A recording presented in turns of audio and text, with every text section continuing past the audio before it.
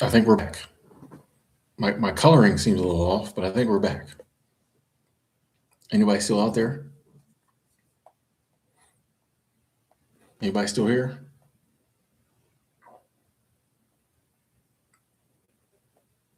Okay. A. Williams is back. Okay, cool. I think I figured out what was wrong. Folks. So figured I'd hop on again. Then again, hold on. I don't know. We'll try. I think I figured out what was wrong. We'll try. If it's laggy again, I'll have to work on it again. Um, but I think it was my VPN because I didn't have it connected. But now, why am I not getting full bars now? This is annoying. Anyway, we'll try a little more because we were cooking. Um, so I want to keep going, but y'all know how it is. You pay for the best Wi-Fi package that is possibly offered. You know what I mean? And then some days you still have problems. So I appreciate y'all sticking in there with me. Hey, life with Donnie, live life with Donnie. Thank you. Super chat squad. Oh, you retracted the message. Oh, okay. I still get the money? No, I'm oh, Donnie retracted it. Okay. Nothing wrong with that. I don't think I've ever seen that before. Oh no, I think it's still there. JP says, Tim, are you neurodivergent? People have explained to me what neurodivergent is several times, and I still don't remember. So no, I'm not neurodivergent, but I will admit I keep forgetting what it means. So, but I'll be honest, I don't put a lot of terms on myself. I don't put a lot of labels on myself. I'll say like I'm an introvert, and I'm a minimalist. But I think we've been taught to believe that like there's all this other stuff that there's if you want to use lots of labels and things, cool. I just don't. I'm just Tim. What you see and hear is what you get. So there's just very few labels I put on myself. So I would say no, I'm not neurodivergent. No. Lee in the house. How you doing, Lee? You good? How you been? I almost feel like saying like everybody's brain is wired different. Like we're all different.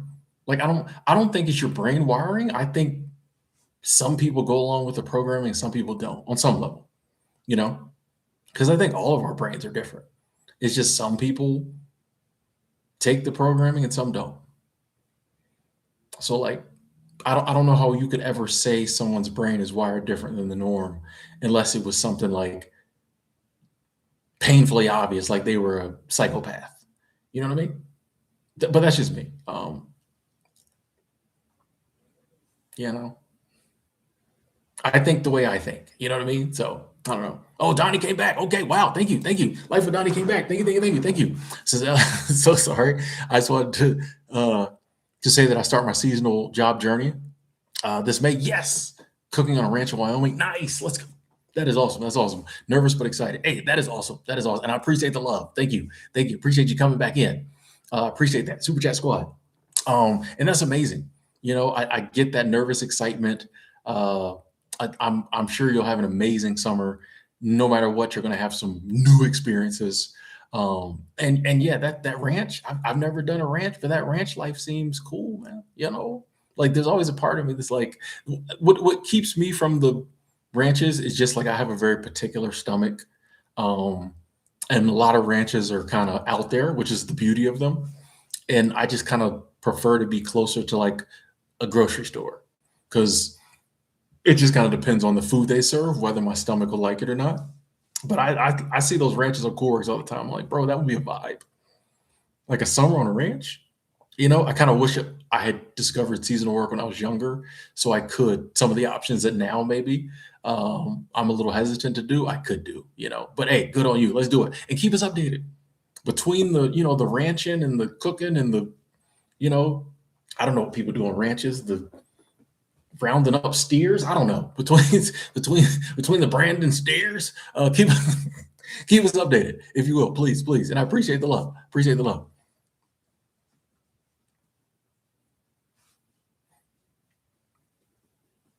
And yeah, Montana, I do think there is sometimes it's cool to know like, oh, here's what I'm trying to say. We established this society with this programming, and we established norms. If we had never done that, then there would be no need for, I think, for people to have to define, oh, this is, I'm part of this group. That's why I think this way. So I don't think there's anything wrong with that. But I'm just like, I don't, you know what I mean? Like, I think you can get to a point where, yes, you just accept this is how I am. But you're right. One step along the way to accepting that a lot of times is when someone comes along and is like, oh, you're not crazy. You're just this. And we've defined this. And you're like, oh, okay. And then the next step is being like, well, I don't care. Like, I'm just me no matter what. No matter what it's called, no matter how it manifests, I'm just me. And I'm fine with that. But it can be helpful to know that, like, yes, there's a group of people who act just like you, you know? Yeah, I agree. Lonely Girl TV, I thank you for coming back. Yeah, that will see, like, I get annoyed when it's a really good stream and something happens. I get annoyed whenever something happens. But, like, when it's a really good stream, I'm like, bro, like, let me cook. But, yeah, we back. So I appreciate you coming back. No, I'm not in Airbnb right now. No.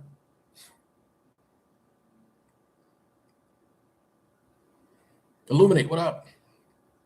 Travis, yeah, man. I mean, that's, I feel like life is best when we're like doing our thing, you know, like when my life is better when I'm doing the things that make my life better, you know, or trying to, you know. So that's a good point too, Montana. And yeah, that's so often when people put labels on themselves, they limit themselves. Or when people put themselves in a box, that box has, you know, a certain width and height, and you know, it has, you know, measurements, and they don't go beyond that box. Whereas if you just view yourself as like, hey, I'm Tim and I'm just living my life, like that's very open ended, because like Tim gets to decide what being Tim looks like. Tim gets to decide what Tim's limitations are. And so, yeah, like that's to your point. That's one of the issues I have. Thank you for bringing that up. That's one of the issues I have with labels and boxes and groups is you start to like limit yourself based on, oh, I'm in this group. I could never do that. You know, I see a lot of people. Like I've noticed the people who have a laundry list of labels. You tend to see them using them as kind of as excuses or crutches, or they're like walls that keep them from doing things. Um, I just don't. If I'm looking at the people I view as successful, if I'm looking at the people that I view as like really getting out there and living life, I almost never hear them use a label other than something that like is positive. Or maybe occasionally they might mention, well, I did have to struggle with this, boom, boom, boom. But like you never really hear them talk about it. The people who are constantly bringing up the labels, years later are still bringing up the labels, you know? That's been my experience. And so that's another reason I'm like I don't want to have, no, like, I don't want nothing to hold me back, especially not things that I picked up, and I don't want any burdens in life I don't have to have, especially not burdens that like I scooped down, picked up, and threw on my back. If it's a cross I got to bear, it's going to be a cross somebody else put there that I can't do nothing with. I'm not going to pick up 8 crosses and throw them on my back. You know what I mean? No. So that's kind of my issue with like labels.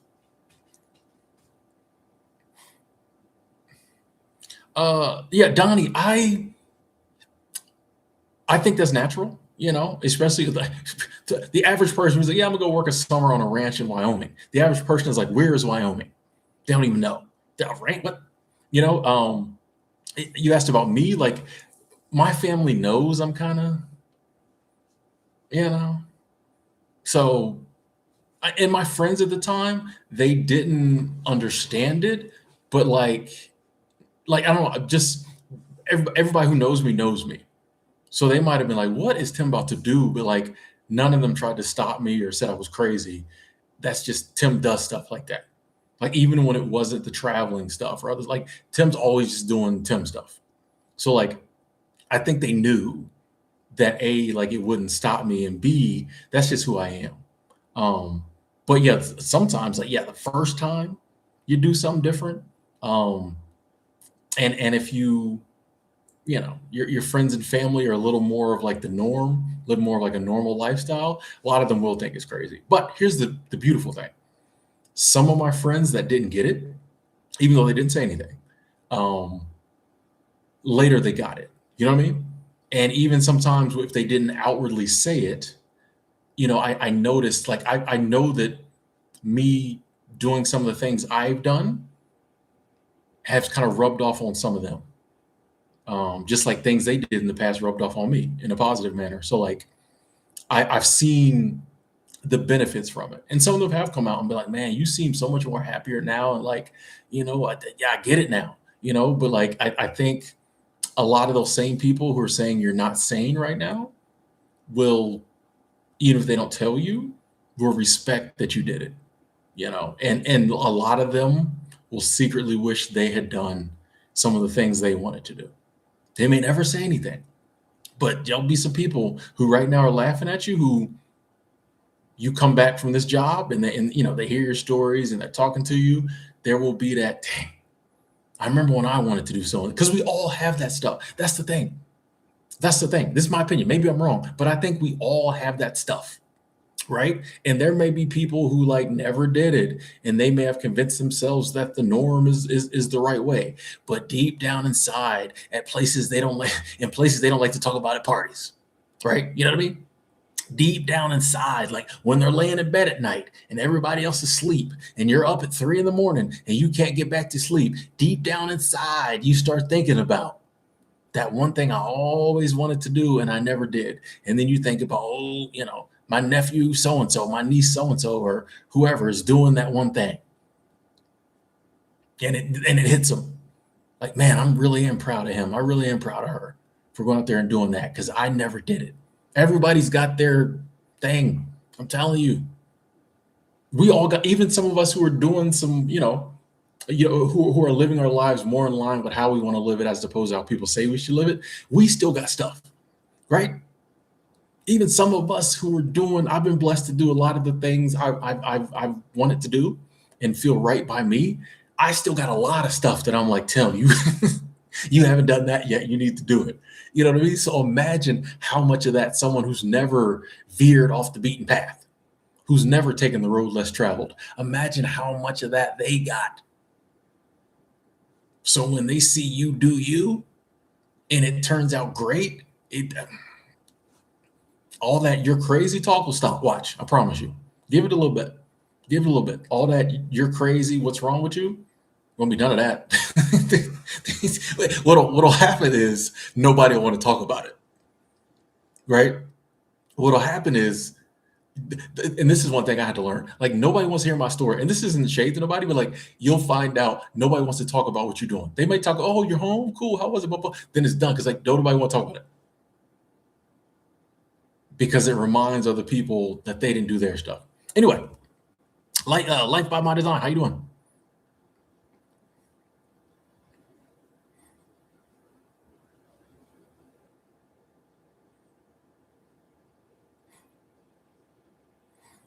Yeah, Lonely Girl TV, and I admire that about you. It's like you live your life on your own terms, and you know you're not out there working a 9 to 5 if you don't want to.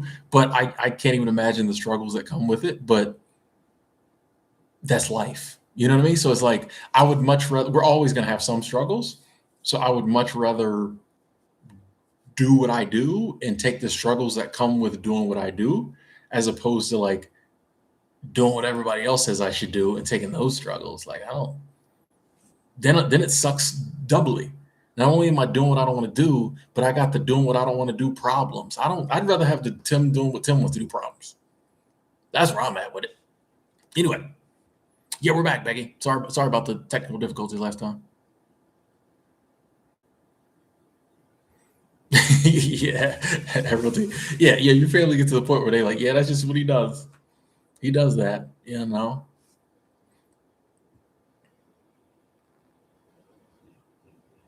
Hey, me mastering me. You're welcome. You're welcome. I like that name, by the way.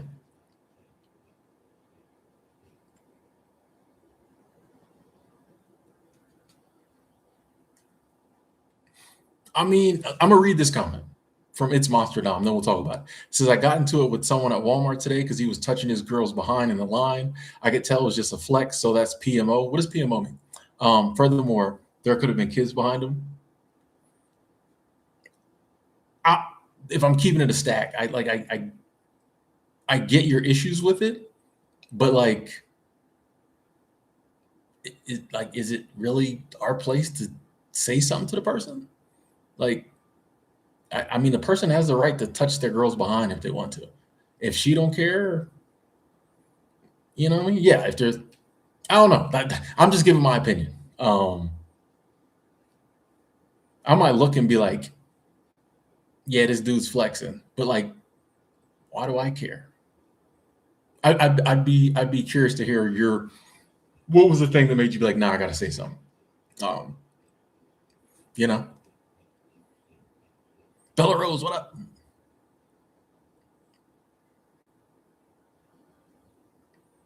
Yes, thank you, Nasty, for checking out.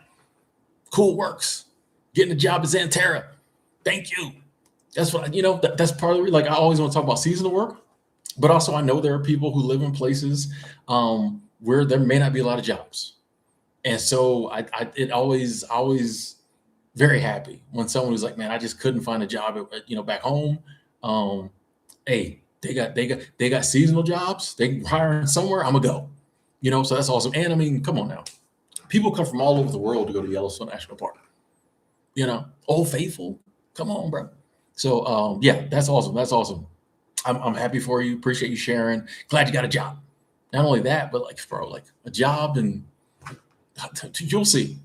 You'll see. To be in a national, to wake up, to go to bed and wake up inside a national park for months on end is an amazing thing. Like, it's an amazing thing. So enjoy. Nice. Thanks for telling us too.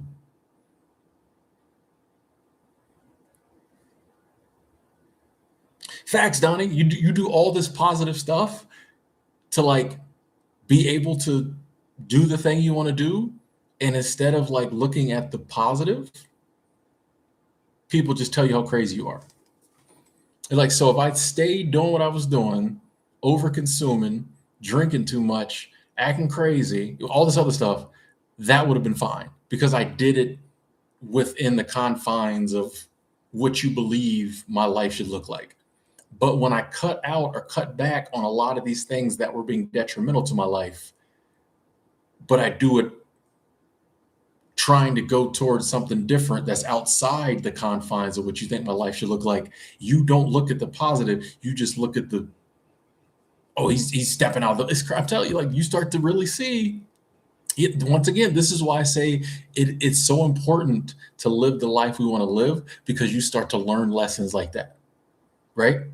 You start to see things like that. It's like, oh, wait a second. It's not so much what I'm doing. Like, and this isn't everybody, but like, you'll realize there's some people, they don't really care what you're doing. They don't really care how much you're screwing your life up, as long as you're doing it the right way, their view of the right way. The right way could be killing you. They're fine with that because you're doing what people like you should be doing. You start making changes, getting yourself together, living life, getting healthier, getting happier. They mad. They got a problem with it. It's crazy. I'm telling you, you start to learn. When you start living for yourself, you start to see a lot of this stuff that previously we believed in, that we let hold us back. You like, that stuff ain't even, you know what I mean? No shade to certain people, but you like, bro, like, I'm out here worried about your opinion all these years, and you really don't care about me. I'm following your advice because I thought you thought it would be good for me. You don't really care what's good for me. You just worry about the optics of how it looks when you're telling your friends what I do. You know what I mean? Like, you start to learn. You start to learn. The real Mateo. I've never been to Colombia, so I couldn't say anything about like Colombia specifically, but I don't think there's anything wrong with traveling abroad or living abroad, if that's what you want to do. Like, I believe in God, so I believe God created the whole earth, and he don't care nothing about these man-made borders we put up. So if you travel to a country and you like it and you want to live there and you can legally do it, like do it. Like what? You don't have to stay in one country just because you're born there. It's a big planet. I don't think God put me here and was like, yeah, but I only want you to explore 12% of the planet. The rest of it's off limits. No, you got your passport and the financial abundance to travel. If you get somewhere you like, I like it here, and you want to go, like the only obligation you got to your home country is taxes, and trust me, they're gonna get them. They gonna get them. Other than that, you good. In my opinion. Okay, so Monster Dom, we reel on this channel. We reel on this channel. So I gotta ask this, and please know I'm not. If we was face to face, you can ask my friends. If we face to face, I ask the same thing. They ask me the same stuff. Were you mad because the dude was doing what he was doing? Because you're like, oh, there might be kids around, or were you mad because like she was a baddie, and maybe there's a little jealousy there? I'm not saying you don't have a baddie or whatever. I'm just saying we have to be real with ourselves, right? If I'm in that situation, the reason I'm mad, part of it is because he got a nice little whatever, and he flexing with it. And it's just me and my cart, no matter how much I ball. So like, I have to ask. You can be like, no, that ain't it. My whatever situation is 10 times that, whatever. But we have to ask. Were we pissed off? Because strong emotion begets strong emotion. Typically, when we get pissed off, if someone's not directly affecting us, there's something in it. Like I can see you be like, man, this dude. But to piss you off, like what's going on there? I'm just asking. You can tell me to shut up. But we have to ask ourselves these things. To be moved enough to like say something? What's going on? I'm just asking. Hey, John, what up? You been boxing? Yeah, a gym deadlift session. Okay, did a little boxing and sparring. Now your boy Tibbs on. It's a good day. Ina, you in Japan? Oh, nice. Jealous. Retired 2019. How you doing? Good to see you.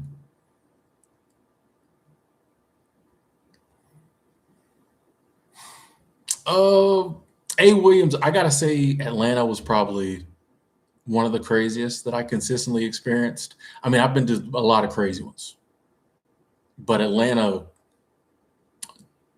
always turns up. And the craziest part about Atlanta, and I don't know if it's changed, but a lot of the buses unloaded on the curb. So a lot of Greyhound stations, like they have a gate, and the gate has to open and the buses pull in. So like you only interact with like you get off the bus, you're inside this like the station parking lot, the parking garage, whatever. At Atlanta, it just pulls up to the curb outside the station. So whoever is milling around, when you get off the bus, they just there. And so we're talking about this downtown Atlanta, right across the street from Magic City. Them buses come and go all hours of the day, hours of the night. So just think about who's milling around the bus station in Atlanta, Georgia at about 11:37 p.m. And then like you just have to step off the bus into the middle of that. Plus, they just take your luggage from under the bus, throw it on the curb. So like if you're in the back of the bus and can't get off, you got about 10 minutes.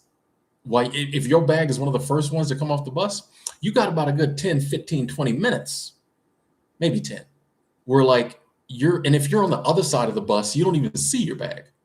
So can you just imagine like the bus pulls up to the curb, you can look out the window and see there's all kinds of people roaming around, and like you're in the back of the bus, you can't get off until everybody else gets off, and they're unloading the luggage from off the bus.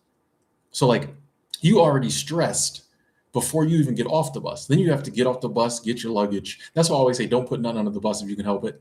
And then you ain't even went in the station yet, bro. You got to run this gauntlet of crazy to get to the station. And then when you get in the station, it's not much better. I mean, yes, there's security depending on what's going down. Like I was in there one time and like Homeland Security was in there, machine guns, German Shepherds. Oddly enough, that's probably the safest I've ever felt, even though they were like actively going through people's luggage. And like I was scared but felt safe. I said if I get hauled out of here, it's gonna be by law enforcement, not jackers.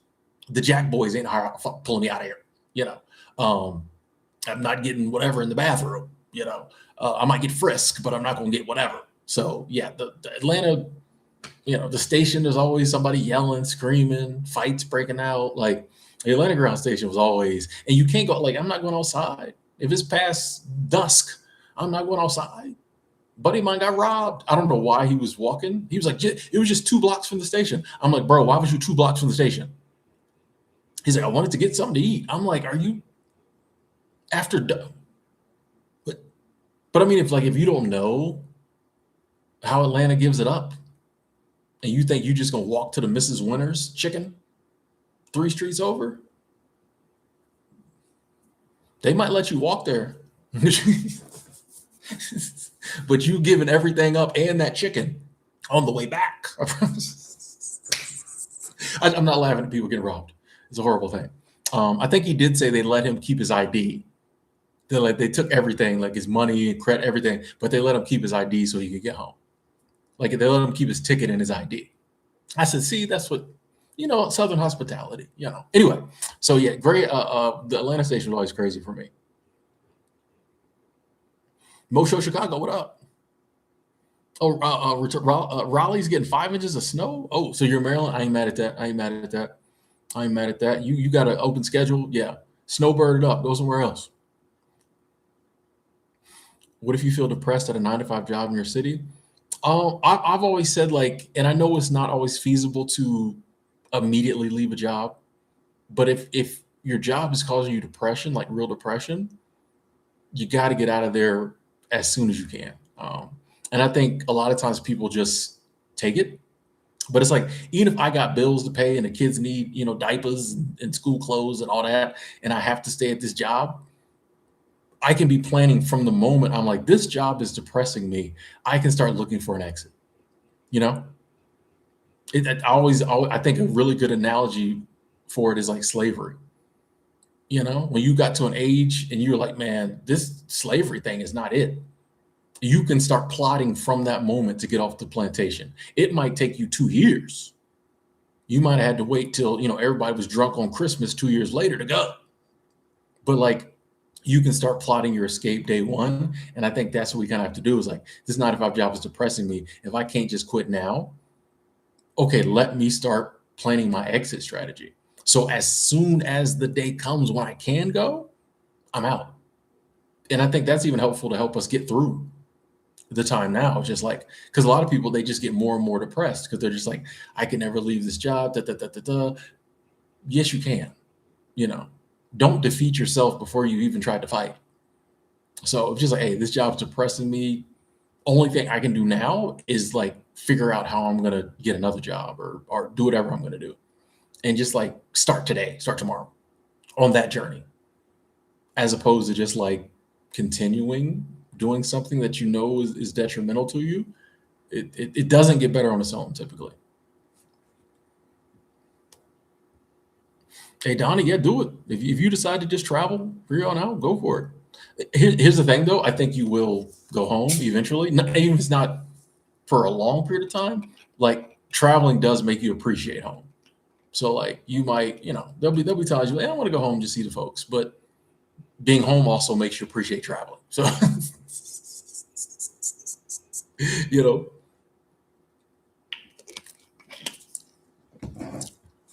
big fans for 2026. There's a couple places I want to travel to. I already knocked one off the list. I was in Mexico City last week. So I've been to Mexico quite a few times before, but I'd never been to Mexico City. And I'll admit I was always a little scared to go because I heard the stories. So went last week, me and a really good friend, and like had an amazing time. Like I'm glad I went because now I have even more ammunition when people talk about how bad Mexico is. Bro, if you go to Mexico City, you go to like Condesa, Roma, bro. I was not scared or nervous the whole time I was there. Like there was only one time when I kind of was like, okay, I probably should like watch my back because like it was getting dark and we were at like a crowded bus station and I hadn't done my research. Like usually if I go somewhere, I've scouted on Google Map. I hadn't. It was kind of an impromptu trip to that area, and so I just was kind of like, okay, like I'm not totally comfortable here just because there's so many people around.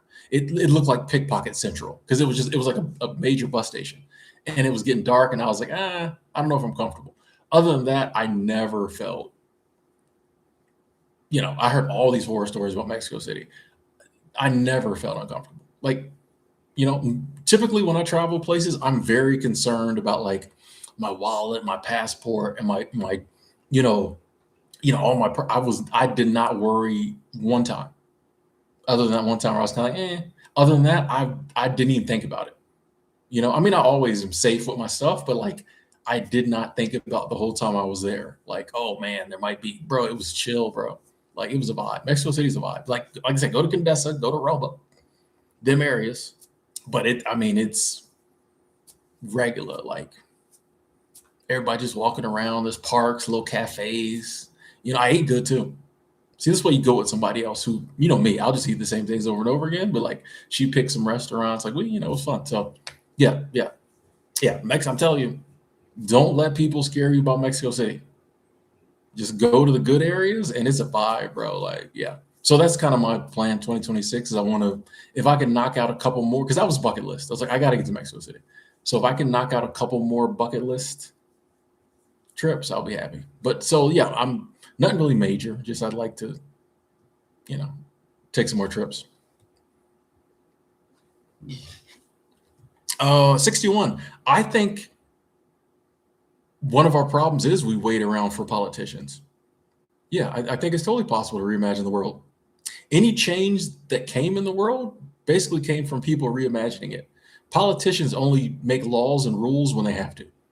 If it doesn't benefit them, they only do it because they have to. And that have to is usually the outcry from people who've reimagined the world. So, yeah, I'm a big believer in that. Ty Nicole, what up? Just waking up from a nap. Nice. Macedonia in the building.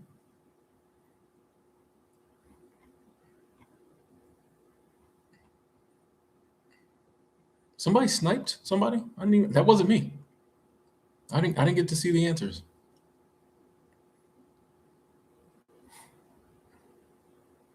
Michelle, if I met somebody who I really vibe with and she from day one said that like she felt that she would have to get married for whatever reason, maybe it was a spiritual thing or something like that, I might consider it. If it was just like deeply ingrained in her and maybe it was a religious thing or a spiritual thing, or that was just something that like, what I mean? But it would have to be, I might possibly, maybe sort of, kind of, maybe consider it. But honestly, like, I just don't see the point in it. So like, I think we can love each other. And this is why a lot of people see it that like, if you really love somebody, you marry them.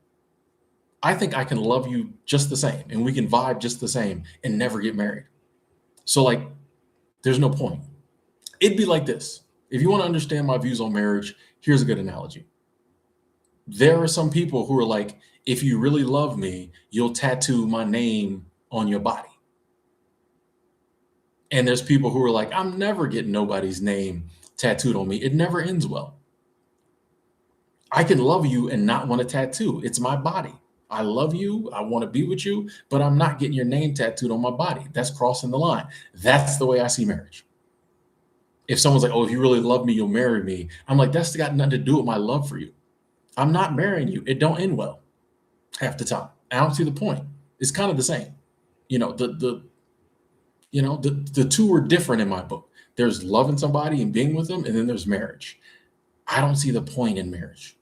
So like the only way I would ever consider it, and I probably still wouldn't go through with it, but I would consider it, is if like she from day one was like, this is something for my family, da da da da da da da da da da da, I might be like, okay, I'll think about it. I probably would still say no, but I would think about it because it's not about how much I love the person. It's that like it's just it. I think it's crossing a line to be like, oh, if you love me, you'll marry me. Like, but I don't want to get married. It ain't got nothing to do with you.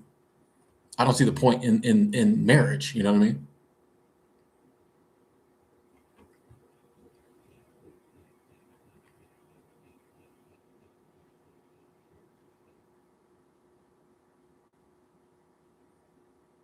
Yeah, the traffic is weird there, but I mean, there's traffic enough.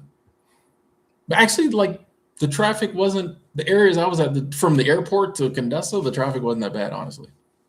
But me, I chilled out. I just walked around the neighborhood a lot.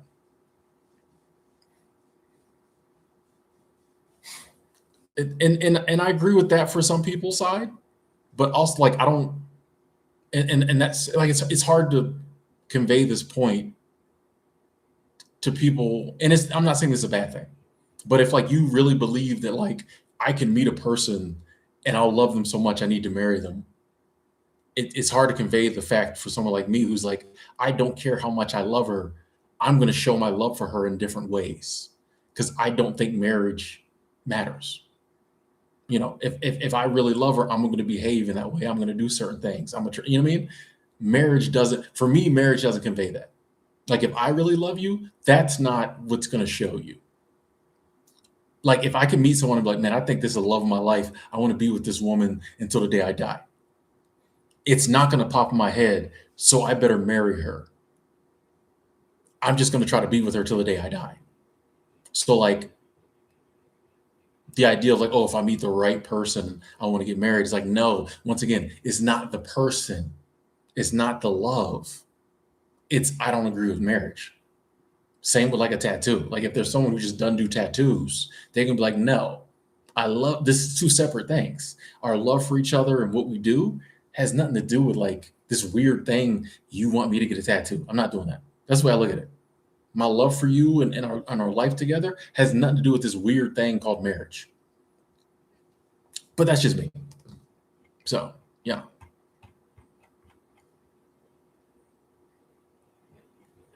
But I'm pretty sure that anyone I date for any length of time or we hang out any length of time is probably going to share my sentiments on marriage anyway. You know what I mean? Like I don't.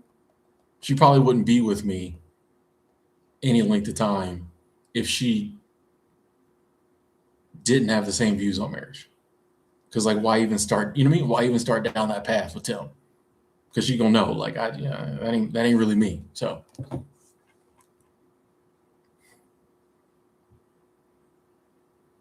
what? But though, I always have to say, I'm not anti-marriage. It's just not for me.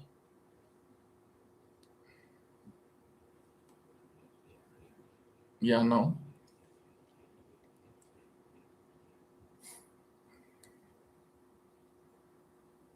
I mean, I don't think that really matters. A Williams, like, there's lots of people who in them streets and hooking up with people, and they still don't get married. Like, if I was to hook up with somebody, no matter what happens, nothing can happen after having sex with somebody that's going to make me marry them.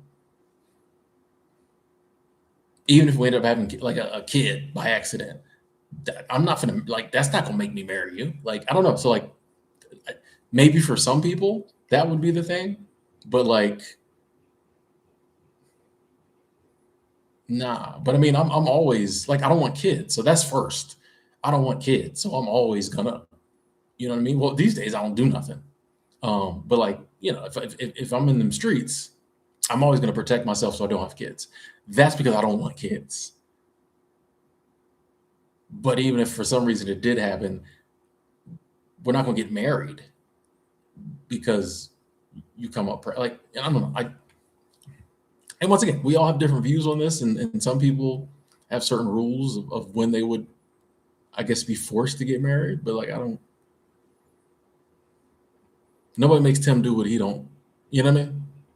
So, but that's part of the reason I'm very content to go to work, come home, hang out with my friends when I can. But I don't be, you know. I'm 46. Like that types, they don't even being in the streets don't even hit me like you know what I mean. Like there was a time it meant something, and like I felt like I was the more notches on my belt, the better I was doing in life, and I was proving something. Like I got really nothing to prove in that aspect anymore. Like they retired the number, the jerseys hung in the rafters. I earned the street of me. Like you do all that in your 20s and early 30s. I feel like, um, I don't know. It's just that it's not. I'm always like, what'd be the point? You think about it, and then I'd be like, what'd be the point? Now, if I meet somebody and she just like bowls me over, which I'm open to, then that's different. But just like randomly, when I see an attractive woman and she kind of, maybe I can tell there might be something. Yeah, I'm like, what's the point? Like, we hook up for a couple weeks and then stuff. I don't know. That's just me. Facts. Yeah, you're right, Michelle. Not everyone wants to get married. There's lots of women out there who feel the same. Like, we have this idea that like everybody wants to get married, but I'm like, especially at my age, there's a lot of women who are like, I'm never doing that again because they still remember the pain of the last divorce. So like, yeah, it's just not. Honestly, I feel like there's probably I won't say more, but like I feel like it's a good number of women, um, especially in my age group, that like have no desire to get married again. They've already did it. So Sergey, what up?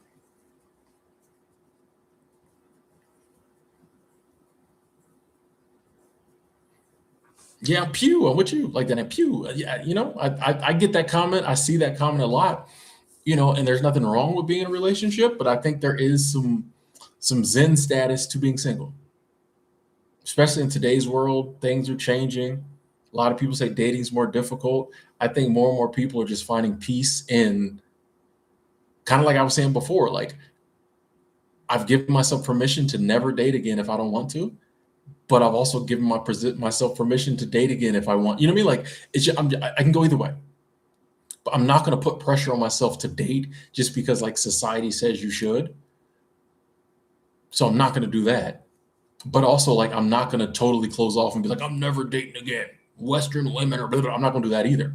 It's just kind of like I'm going to live my life, and if like that comes into it, so if a woman comes along and I'm like, wow, like this is amazing, like I want to spend more time with her, cool.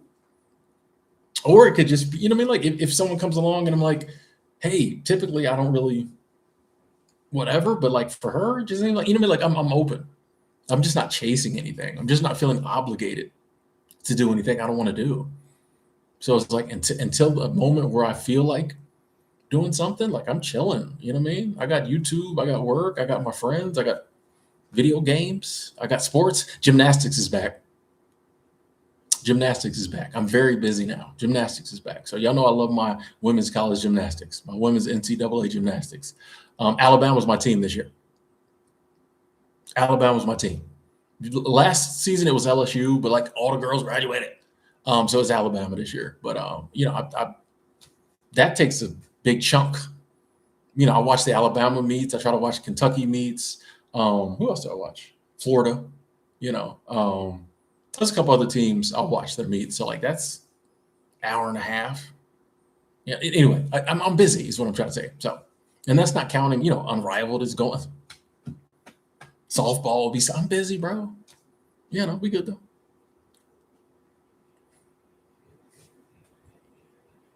When am I gonna shave? Same. If I feel like shaving, I shave. If I don't, I don't. That's pretty much the answer of everything in my life. Like if it's not something I have to do, like when we get to it, we get to it. If we don't, we don't. When I feel like it, it's pretty much, that's living life on easy mode. When I feel like it. Let's go. Alfonso, good to see you. Good to see you. How you doing?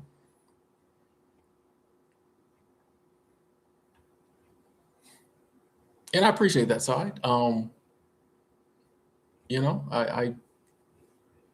gonna stop. I'm gonna stop. I feel like I've beaten that horse enough. Yes, Sergey. If you can see the magic in either side, then you'll live a magical life. If you can find the magic in being single, And then, if you're with somebody, the right person, and it's magical, then like you're living a magical life. That's what I'm trying to do. You know, I'm not trying to be like chasing after things that if there's things that I could control and I want to go after a goal, great. But like dating, half of that is somebody else. You know what I mean? Like, so like, I don't know.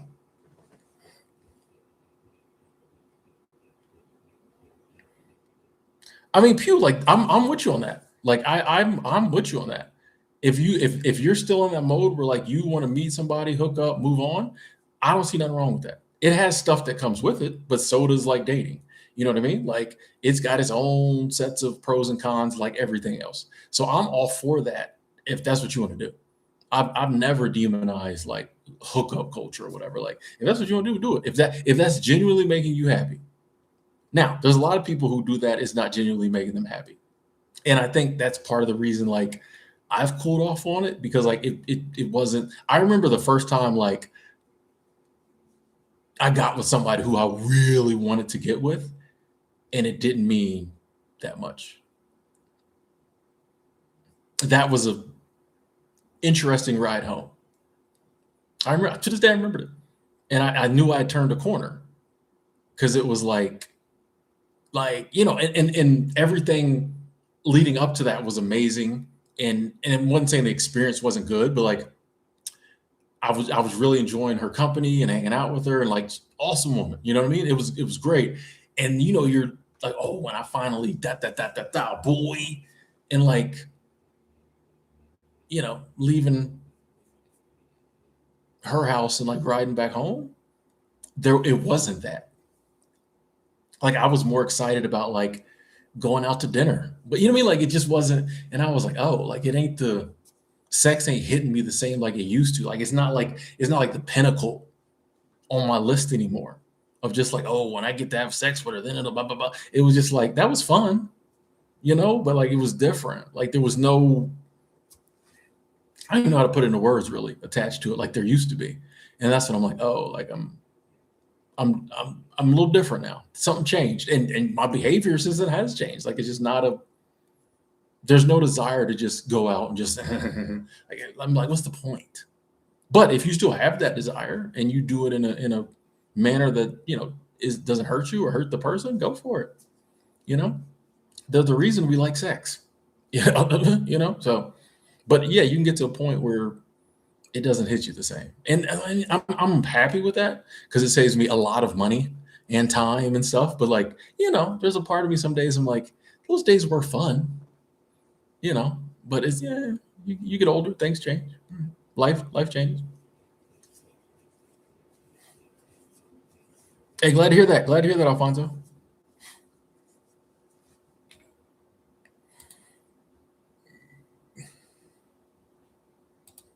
Uh, Lucas, are you sure Buddha didn't have women? Just asking.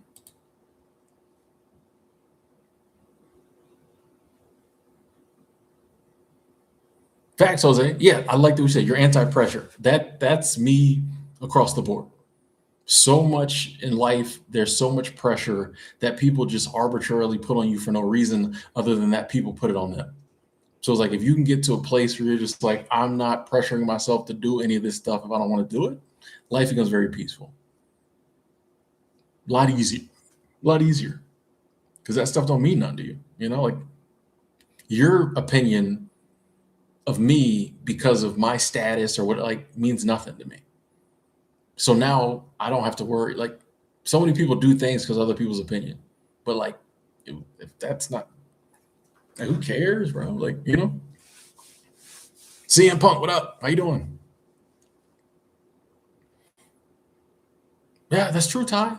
So much in this world, when it's all said and done, like it's empty, or eventually it stops giving us the same, which is fine. I think it just makes us realize what really means something to us. And like I said, some things are, momentarily they're filling a void or filling a need. Some things are like genetically at certain ages or certain times or more. But like the things that really mean stuff to us, like they mean something to us. And a lot of times they stick around for a while. And I think it's good for us to have to figure that out, find that out, you know? I think a lot of people don't. They just go along with what everybody else says and they wonder why their life's so empty. But I'm like, it's a wide world out there with a lot of options. Can we really get mad if our life is empty and we picked all the options our friends picked or our family picked? Like like if you think about it, I don't even think we mentally can fathom the amount of options we have in this life, the amount of things we could be doing right now, myself included, the amount of things we could be doing right now. If we are ever in a place where like our life just isn't currently doing it for us, there are trillions of different things we could do to change that. What's beyond trillions? You know, because when you start putting two choices together, that makes a whole other choice. The amount of things we could do in this life is mind-boggling. But most of us just sit around and do the same 20 things everybody else around us is doing. Like so whose fault is that? Like if we have boring lives that don't mean anything, like we have free will. We have the internet. It's not like, back in the 1500s in the dark ages when they didn't know no better. You had to be a peasant. You had to be a serf. That's all you knew. You was either a peasant or a lord. You know what I mean? Like there was only two choices. Couldn't go but so far because you had to walk. You know what I mean? Like wasn't like you could, I guess you could travel, but not like, you know what I mean? Like we know now. And we still don't do it. So it's like, it's kind of our fault at the end of the day, sometimes,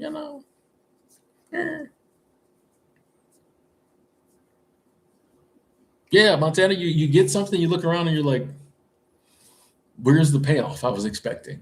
But those are typically the things that like, while they might be nice and there might be a short-term payoff, there's not that long-term, really lasting, because it's not something we really care about. If it doesn't mean anything, it doesn't mean anything. You can't make it mean anything. It doesn't suddenly mean something because we paid a lot of money for it. If it don't mean nothing. You ever bought something and never used it? Like something expensive, never use it, never wore it. It just don't. Then you got something cheap and you always use it, always wear it. You know?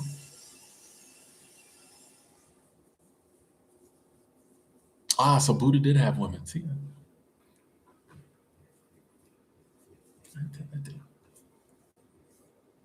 I'd be reading.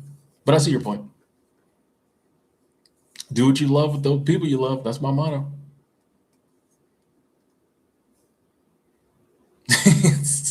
I've done a lot. Was it all that fulfilling? Facts. And I think some people go the opposite direction. They double down. This isn't fulfilling, or it's not fulfilling anymore. I'm gonna do more. Whereas like, yeah, I think you just go the opposite direction. Well, then maybe let me just not do that at all. If it's not bringing me nothing, why keep doing it? I'm just gonna chill at the house, bro. Like,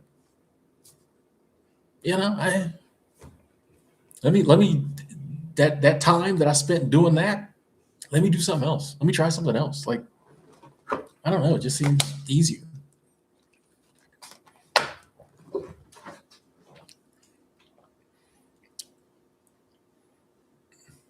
Yeah, you get something expensive and then like you realize the maintenance that comes with it. Oh, I was thinking of this the other day, and I might have heard somebody say this, but it was in my topics. I have a note document on my phone, and I just put ideas and stuff, mainly for like videos. But I was like, possession should come with a list of things that like you're gonna have to do to maintain it, just like medication comes with side effects. You know how like there'll be a medication and like all the medication these days is like anal leakage and throat closure and all this crazy stuff. Bleeding out of ears, all this crazy stuff. That should come along with like purchases, and it should tell you like the side effect, like the things you're going to have to do. Like if you buy this boat, it's be a list like, oh, you're going to have to rent a place to dock it, and you're going to have to like pay someone to clean it, and you're going to have to like like there should be things that come with purchases, like side effects. So before you buy it, you already know this is the 15 things that come with it. So there's nobody, because I think sometimes now, like with certain purchases, you don't even think about because you never had it before. and nobody tells you that. You buy something and then like the upkeep and all this other stuff. He's like, bro, like what? I think there should be side effect list that come with purchases, especially luxury purchases. Now people are going to want to rob you. Like that. I don't know. Anyway, I thought that was funny. I'll probably flesh that out better in a coming up video. I said I got a fancy car that had to get cameras, moved to an area. I'm telling you, facts. Just to keep the car. Had to do all this stuff just to keep the car that's costing you money. No, I'm good. I walk. Okay. Denver, Colorado. Shout out the city. I call Colorado Denver the city. Like whenever I'm back in Denver, I'm like, bro, I'm back in the city. There's other cities I go to a lot, but none of them are the city. Denver's the city. Like if I say I was in the city, I was in Denver. So I always look forward to. For some reason, when I'm there, I'm always like, man, I'm gonna stay, and then I always leave. But I enjoy Denver. Yeah, I enjoy being in the city when I'm there.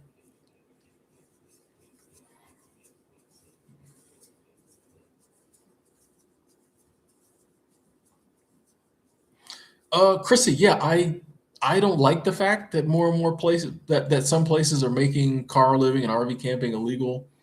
Um, Part of me thinks there's got to be something unconstitutional about that, right? But I see why places are doing it. Um, I think a lot of places probably get pressure from developers and landlords and people like that. That like, yeah, people keep living in their cars. Who's going to rent my apartments out? And I just spent all this money on this brand new luxury because all they build now is luxury apartments. I spent all this money on this new luxury, condo development. Like I need people in it. So I get that from the scummy side of it. I also think sometimes too, like if me or you were talking about potentially living in a car or RV, we're decent people who, probably had good home training. Hashtag blessed. We're probably not going to be a menace on the area, but we can't say that for everybody. So I understand some people being like, we don't want people living in their cars and in their RVs and in their vans in our area because like we don't know how they're going to do it. So I kind of, I understand that point of view, but then I'm also like, I totally understand the point of view of people who are like, I'm already paying this car note. It's my right to live in it if I want to. Not to mention, there's a lot of people who loved having a place until they couldn't afford one anymore. I think most people, other than people who might just, hey, want to be adventurous or who want to travel, I think the average person who lives in their vehicle in it like a city, and goes to work there and then comes back to their car. I think if rent prices were affordable and they could easily afford a sticks and bricks home or apartment or condo, they probably would have one. There's some people who might love living in their car, but even them, I think like most people, if it was, back in the day when housing was affordable, would probably have a place to stay with a roof and not windows that roll down. You know what I mean? So like, you've put people in this situation to where like this is for a lot of people, their only choice or a better choice. And then you make it illegal. It's kind of like, come on, bro. Like a lot of these people ain't doing it because they want to. And the ones who are doing it because they want to, I think that's their right. You know what I mean? So, but like I said, I see the other side of it. So I don't know. Yeah, it can be a hard topic. The best area neighborhood in Denver. I don't do well with favorites, best, number one.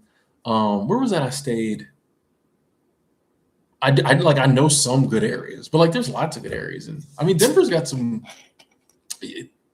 I've stayed in quite a few good areas in Denver, so it'd be hard to just pick one.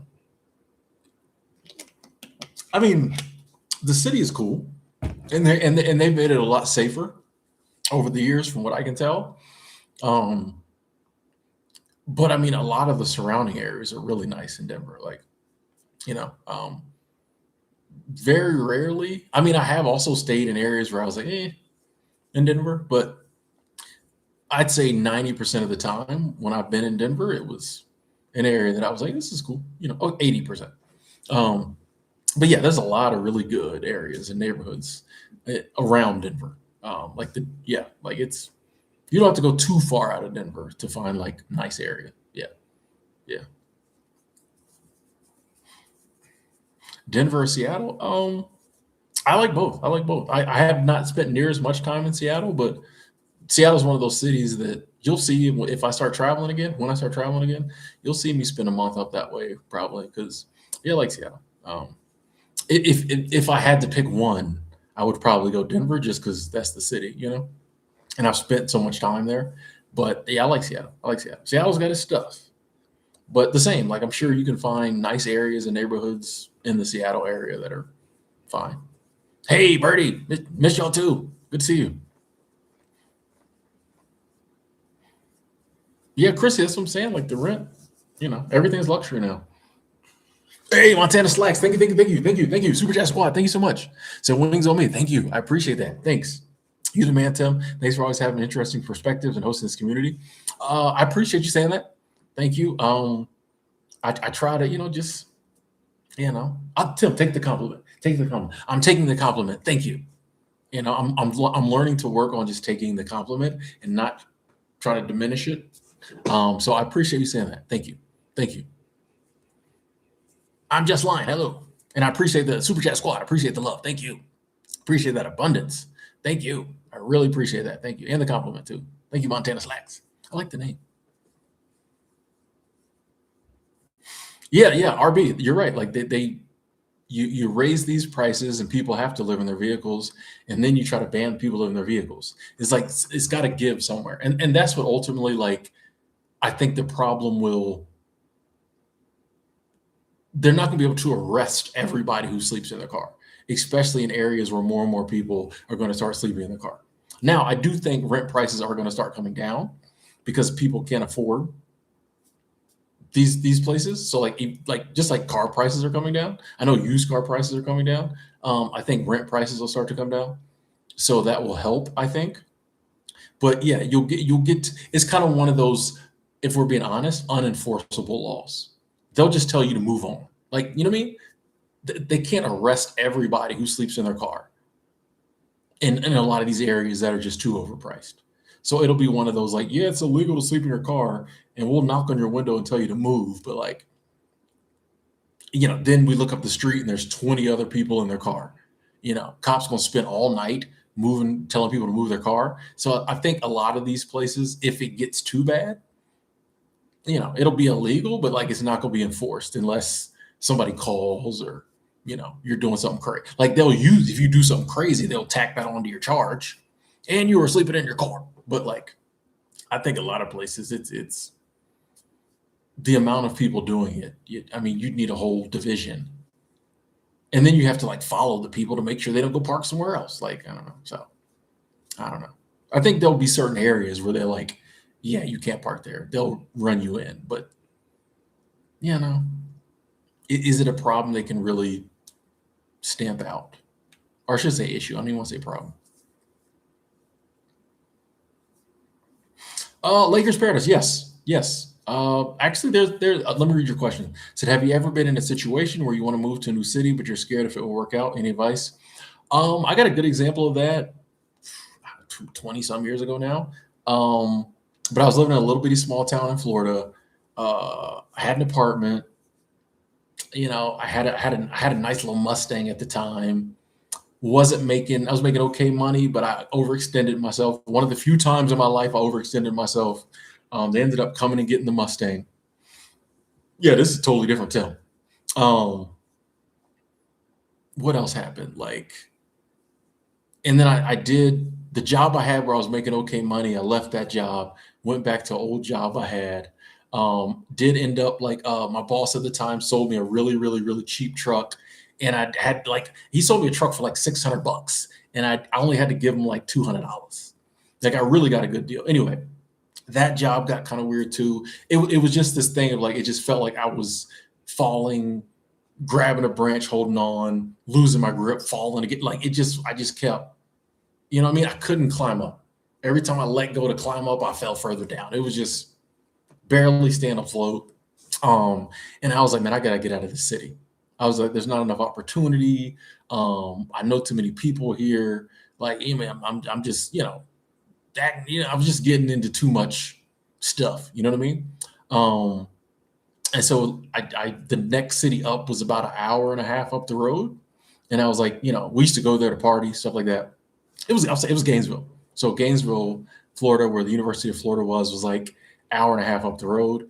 And I was like, man, I just need to get to Gainesville, man. It's a bigger city. I don't know as many people. There's more opportunity. I was like, bro, I just gotta go. At the time, I was in a lease, and I don't know how many more months left on the lease, but I was just like, bro, like I gotta go. So yeah, I was nervous because I didn't know anybody in Gainesville, which is kind of the point. But also too, like all my friends was where I was at. You know, I didn't know anybody.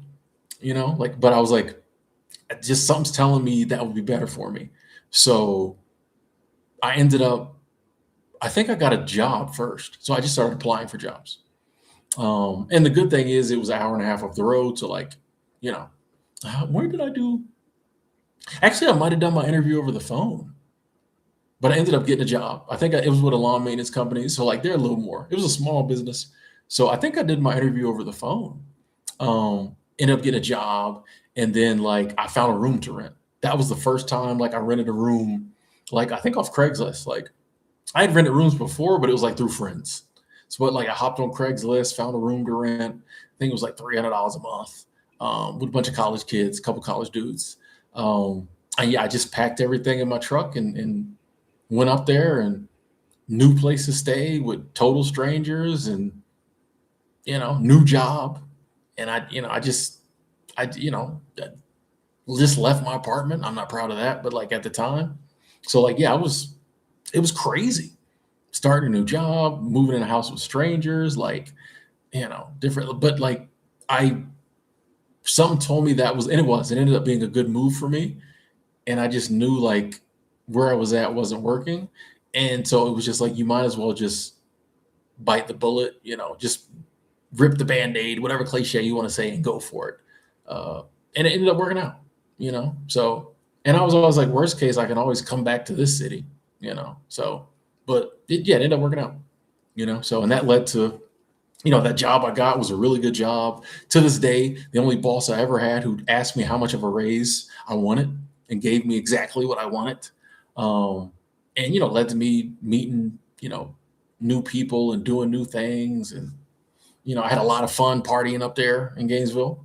I met a lot of dudes who were like promoters and, DJs and some up and coming rapper. Like it was a vibe. But yeah, it all that started for me just being like, I'm doing it. Like, like sometimes, I think sometimes like you just got to do it. Like if something's telling you to do it and you think you can make it work, I think sometimes we just got to go for it. Like, I mean, what's the alternative? Staying in the same city you're in now that's not doing anything for you. Like, it's situations you're in that aren't working for you. Rarely, and they haven't been working for you. Rarely do they just do a 180 and turn around and start working. It typically takes us changing something. Like they always say, like the actions I've taken in the past led me to the life I have now, right? And if the life I have now, whatever aspect of it isn't working, then I got to take some different actions. But if we keep taking the same actions, then it's just going to keep being the same life because those actions lead to that. So like if I'm in this city and I'm doing all these same things and I'm very unhappy about it, and I keep doing the same things in the same city, it's going to be the same life. So I think sometimes we just got to like go for it, and that will make something change. Like if you move to a new city, things will change. Now the fear is that they'll change for the worse, but like if the situation you're in now ain't all that good, chances are whatever you like, even just changing is going to be better. Most of the time, I think when we take a leap, things don't get worse. They typically something changes and it improves something, even if you have to struggle for a little bit. At least it's I did what I wanted to do. I did what I thought was better for me, so I'm struggling. As opposed to when you're like, I'm just continuing to do things I don't want to do and I'm struggling. That type of struggle sucks. When you're trying to make changes and you struggle, you go to a new city, you trying to find a job, you trying to get everything. Like it's still hard, but like it's almost fun because it's like, oh, this is me making this work, as opposed to like continuing to do the same thing over and over again. That shit sucks, bro. Like you know what I mean? It's not fun. You know where it ends because you've been doing it. I think sometimes we just gotta like jump and then figure it out, you know? RL, thank you. RB, excuse me, thank you.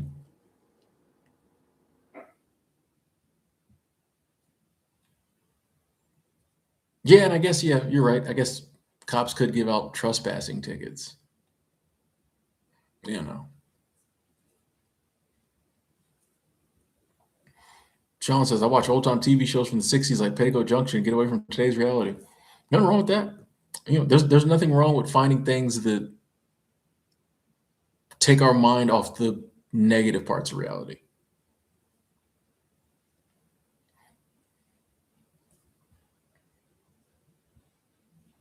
Moments, how you doing? How you doing? I had a good week. I was on vacation, so thank you.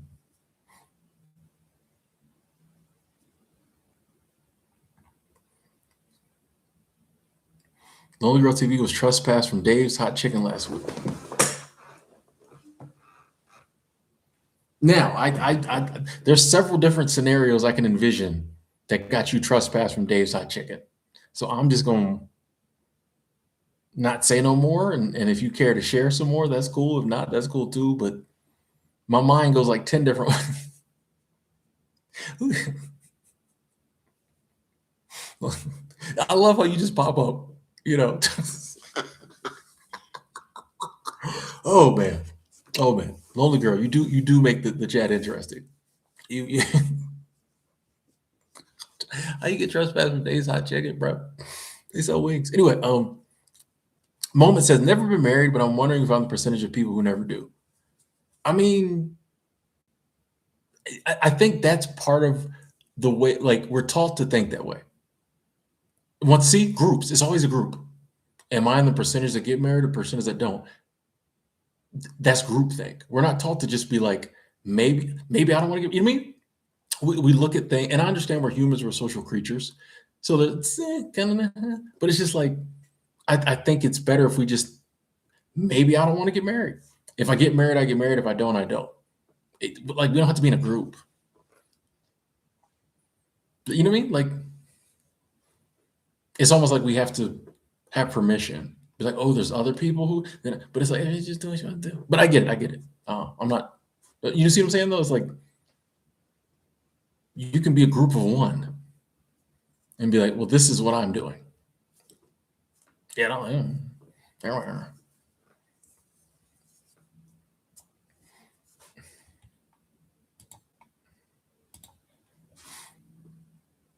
Oh, Adrian, I went to Mexico City. Yeah. It was a vibe. It was a vibe. It was a vibe. You said last week what happened? What do you mean? I had a week vacation, so I went on vacation for a week.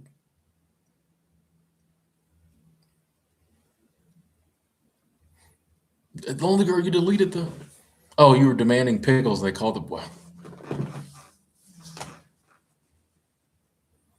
they didn't give you your pickles, so you demanded your pickles, and they trespassed you. Wow, wow.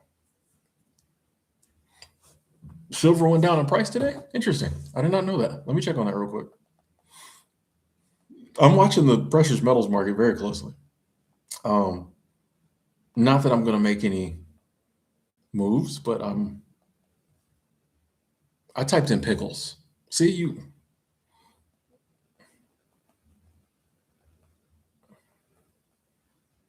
I'm just curious. I think I'm going to keep the positions I have, but okay. Oh, let's see. Interesting. 24 hours. Oh, yeah, that is a drop. Great day. Interesting. Ooh, I'm excited now. I get to watch this. Anyway, yeah, I'm very curious about the metals market. So thanks for letting me know. I didn't even know that. You did get your pickles though? Okay, okay.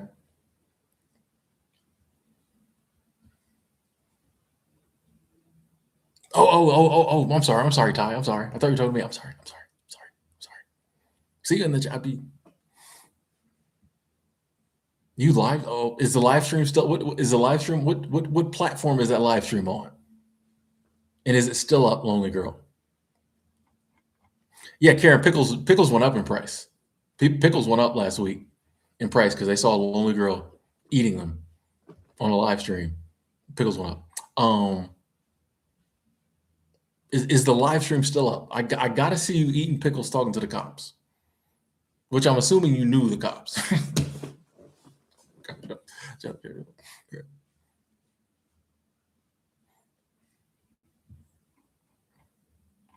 But what did you get from Dave's where you wanted pickles? Like on wings? Or it's not just wings, they got other type of chicken.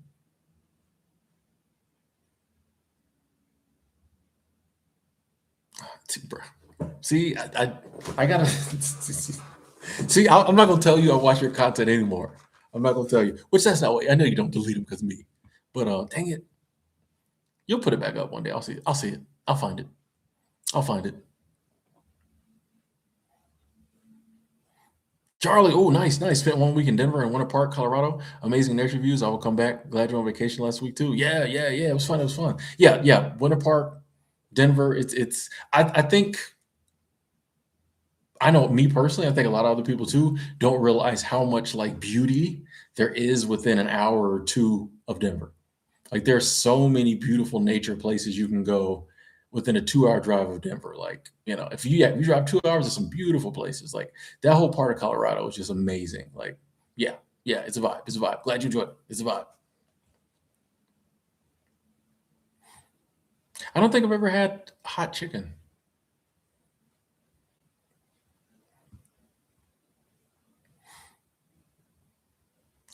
John, I can honestly say I have not been depressed, like really depressed, and since that time in my early 20s, so 25 years now.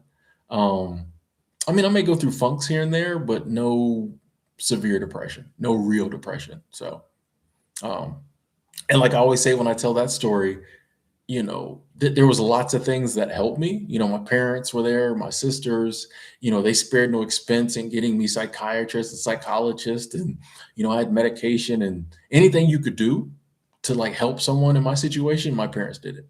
My family was there for me, but ultimately, I think I just time passed and I don't know. Like I wish I had oh yeah, I did this, but it was just I think time just passed. So like I've been blessed to not go back down that road since then.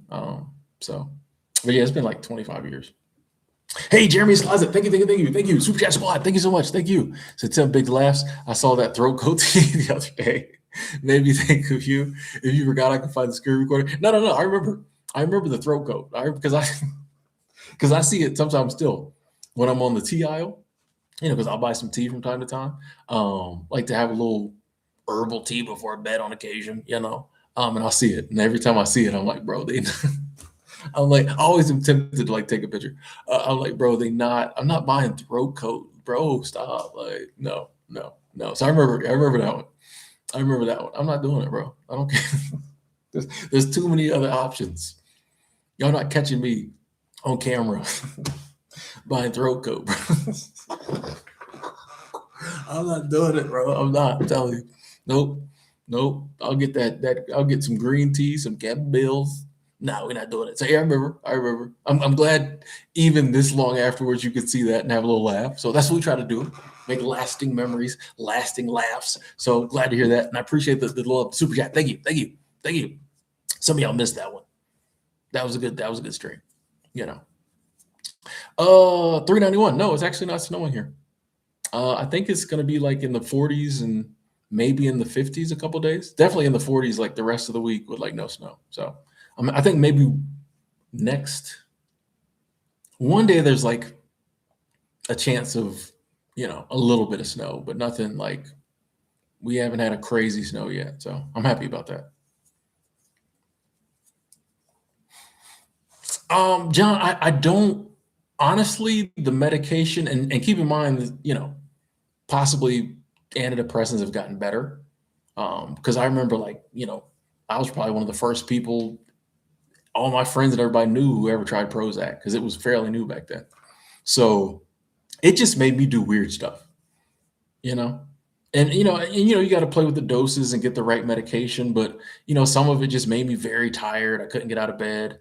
The Prozac just kind of made me not me. So I was doing all kinds of things I normally would have never done. You know what I mean? Just stuff that was not me.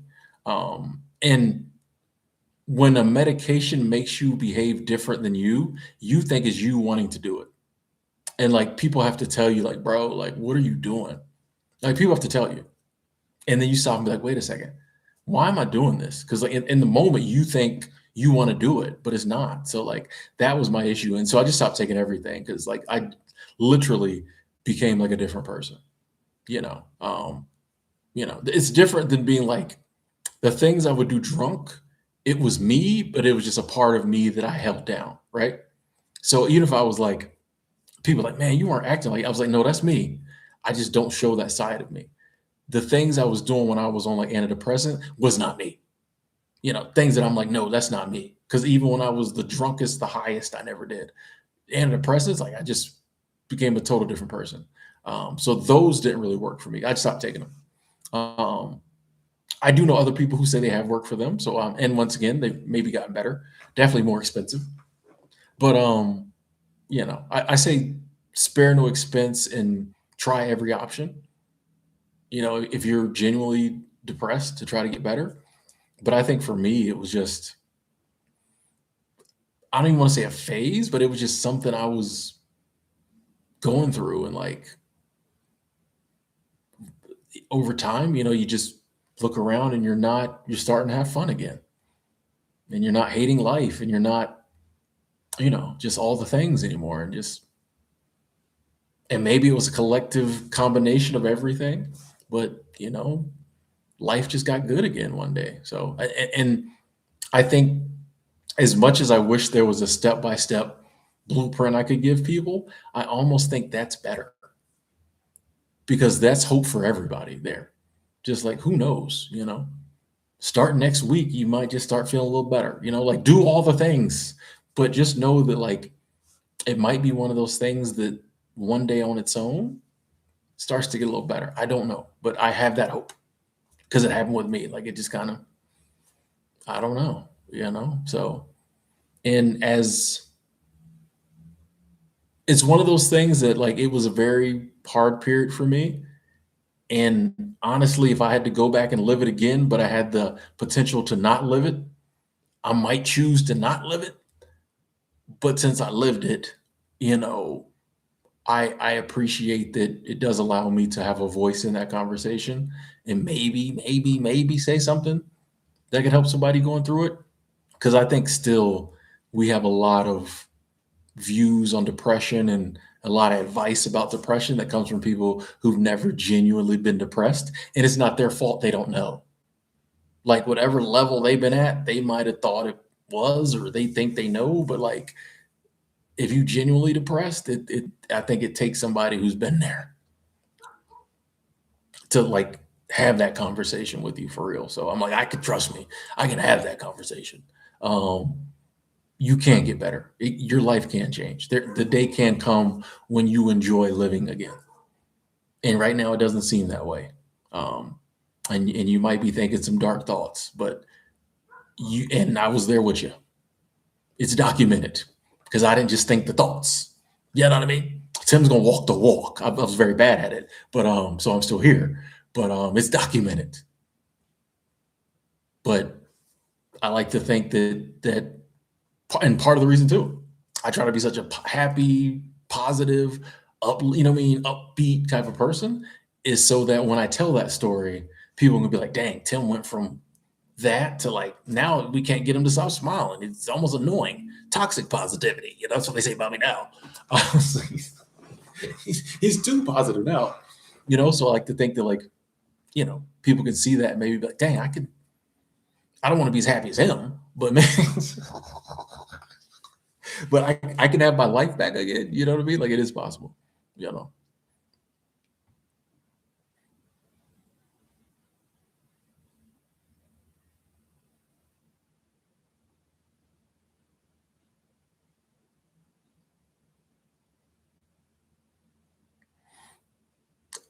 Gabriel, I haven't heard that mixtape drop. I haven't heard it.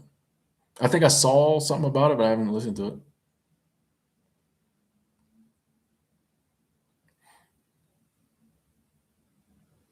Oh, no problem, John.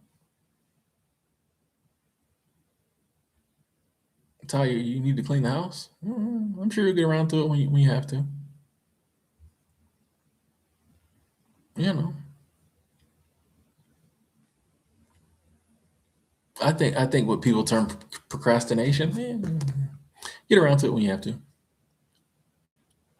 Oh, Mrs. Sphinx said improving my gut health helped me regulate my brain chemicals and get off antidepressants. Nice, nice, nice. Yeah, and I think the foods we eat are crazy. Yeah, my stomach was like being really weird, and then I went down to Mexico City, and my stomach was fine, and I was eating all kinds of foods that like here I can eat pizza twice a month maybe.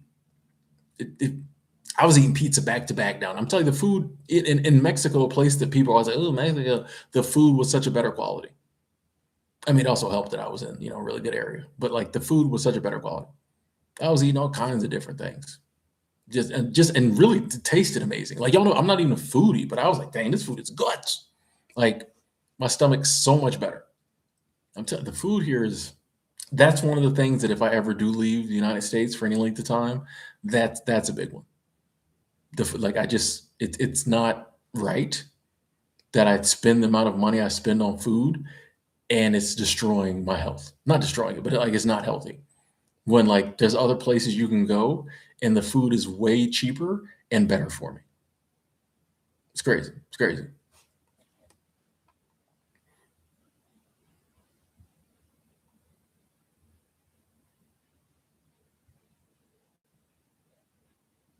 I like that quote, James. I'm telling you, and so many people I've talked to, same story. Like pretty much anyone I know who has gut stuff or stomach stuff, they say when they go out the country, it's fine. There's like, yeah, I went to Italy, or I went here, I went there, went to Thailand, went to here, and my stomach was fine. As soon as I came back home, like the last time I was in Thailand, beginning of 2025, what was that, May? I think I went in early May 2025. As soon as I got back to the airport here and ate something, my stomach went crazy. Like crazy, crazy. Like I had to go get Imodium. As soon as I got to the airport and ate something, I'm like, this is nuts, bro. Like, like I don't know. I'm telling you that'll be one of the things that makes me one day be like, okay, even though I love living in America and it's home, I don't know. Maybe I got to take a little time just for my stomach health and stay somewhere else for a year. Gee, John, go back to Home Depot. Home Depot, Puerto Rico. Sorry, the food is much better. Don't feel bloated.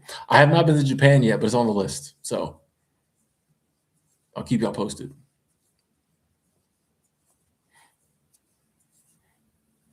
Yeah, Luke Cass, I agree with you. Like, no one can tell me any different. The food here is just not. I think America is the testing ground of like what people can take, in so many areas, and food's one of them. How much slop can we give them before they start falling over dead? How little quality can we put in the food, in the customer service, in the presentation before people stop buying it? Mm.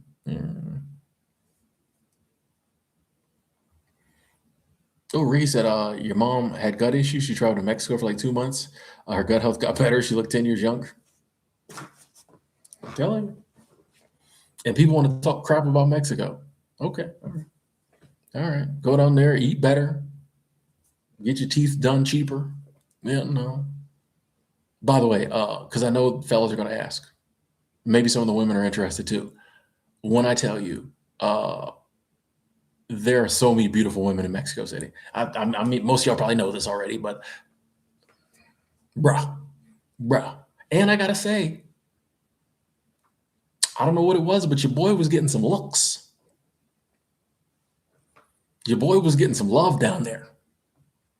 Now it probably helps that I was in a good part of town, so they assumed maybe I had a few coins, and I always get more looks when I'm with a woman than when I'm by myself. So I went down there with one of my really good friends. So like, I'm sure that helped. Women always look at men more when they're with women. But your boy was getting some looks. I said I might need to download my Duolingo app. Re-download Duolingo, get to it. Fellas, so it's only a 5-hour plane ride down there. Worth it. Worth it if you're singles. Just putting that out there. Okay, moving on. That is true. The Rue Mateo. What do they say? The food companies make customers for the pharmaceutical companies, for the healthcare company. Mm-hmm. Mm-hmm. Mm-hmm.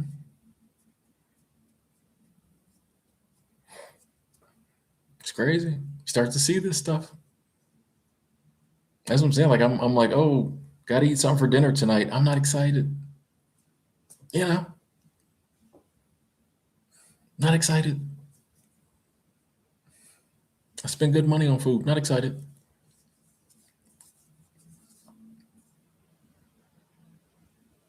It'll be the food and the fact that no other country I've ever been to are there as many people with dogs. I said it. I'm gonna move because Americans have too many dogs. I said it. There's like a list of 5 reasons if I ever move. Those are 2 of them. Mm-hmm. I know that's not a big deal, y'all. I do a lot of walking. I'm in a lot of parks, a lot of public places. Not all dog owners are conscientious with their pets.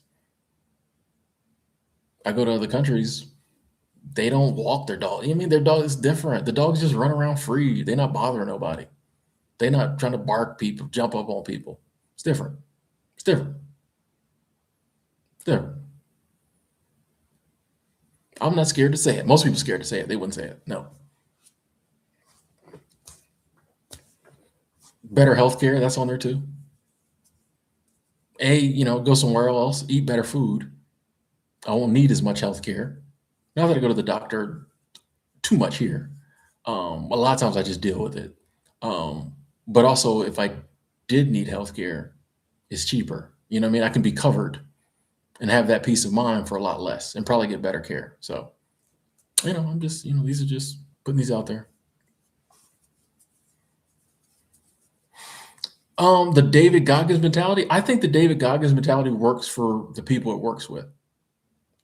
So I think there are some people who like that's what they need, that type of motivation, that mentality.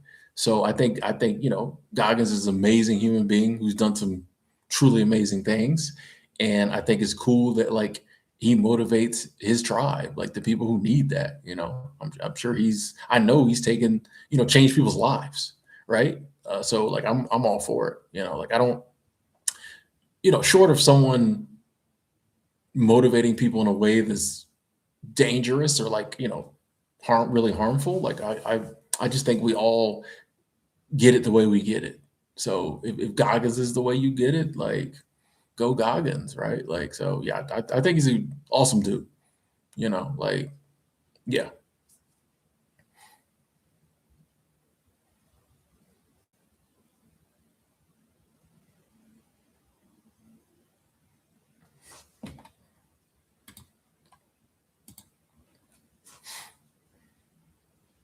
Sorry, I just if every now and then someone comes on and their comments are just too skewed in one direction. So I respect people's opinion, but if you're still listening and you wonder why your comments are no longer showing up, respectfully, if we're not here to preach or proselytize, so yeah, that's why the block, because it was just too much of the same thing over and over again, and that's not really what we do here. Checkpoint Charlie, yeah, I'm of that ilk of like, as much as possible, I'm gonna try to avoid medications and things. Now, if I get to a point where like I feel like I need it, I'll try some things. But yeah, I try to fix it on my own as much as possible, just because like, you know, A, I'm cheap, I try to go to the doctor, and B, like, I think the more natural, the better. Because like if I immediately run to drugs or medications or whatever every time something's wrong, then I have to run to drugs or medications every time something's wrong. And like I know people like that, and it seems like there's always something wrong. I'd much rather just be like, well, you know, for the most part, I'm just gonna try to deal with it, and so the next time something comes up, well, I'll just deal with that. So it's not as big a deal, um, kind of. And I honestly, I think I go to the doctor less than most people, or need, or feel like I ever need to less than most people, because I have that mindset of like, I'm going to try to go as little as possible.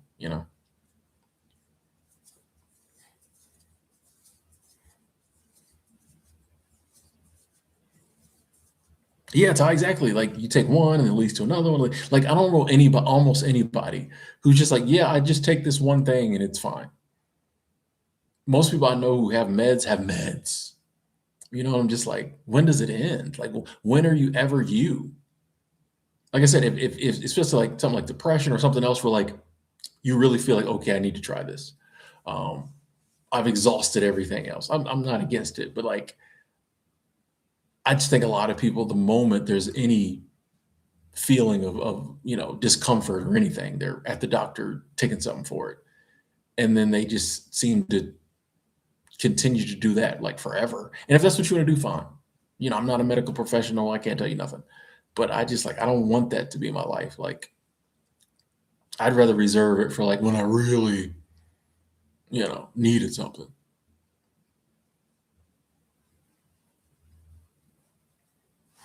He says struggle leads to growth, but struggle is there when life is in hard mode. What do you think? I think no matter what mode you choose to try to live life in, there's going to be struggle. And that's kind of my point. There's always going to be some struggle. So I'm not going to add unnecessary struggle if I don't want to. And I do agree with you. Like, hard time struggle does cause growth. That's why I have goals, because like sometimes I have to struggle. I have to strive. I have to work at my goals. And so it leads to growth. But that isn't hard mode in my definition. If I'm going after a goal, that's not hard mode. And also, if I decide I ain't gonna go after that goal for a year because I'm chilling, I can do that too. But I just see a lot of people who feel like their life has to be hard at almost all times because they think that's the only way you can grow. And it's like, no, I can grow going after I can get growth in the manner I like. I don't have to like push myself and like always be doing something and a lot of things I don't want to do, because like if life's too easy, I'm not growing. It's like, no, there's always going to be complications, right? There's always going to be challenges. And then also, even the extra challenges I bring in could be in a manner that works for me.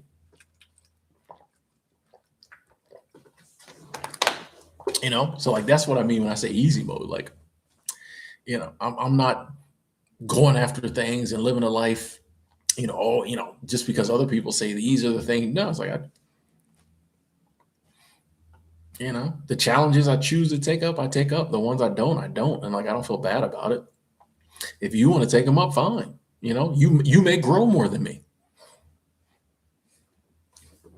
You may become a more well-rounded human being than me.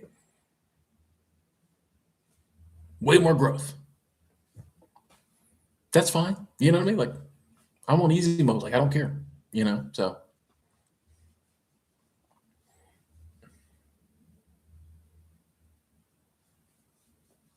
Army Marine, what up? What up? What up? Good to see you too.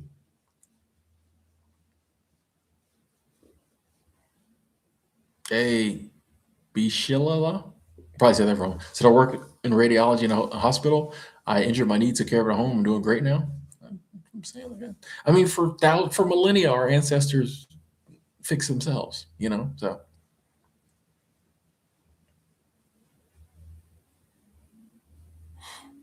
yeah, Ricky, that was an interesting one. So I did the short about it. I'm like, I'm a lot of things, but I'm like greedy.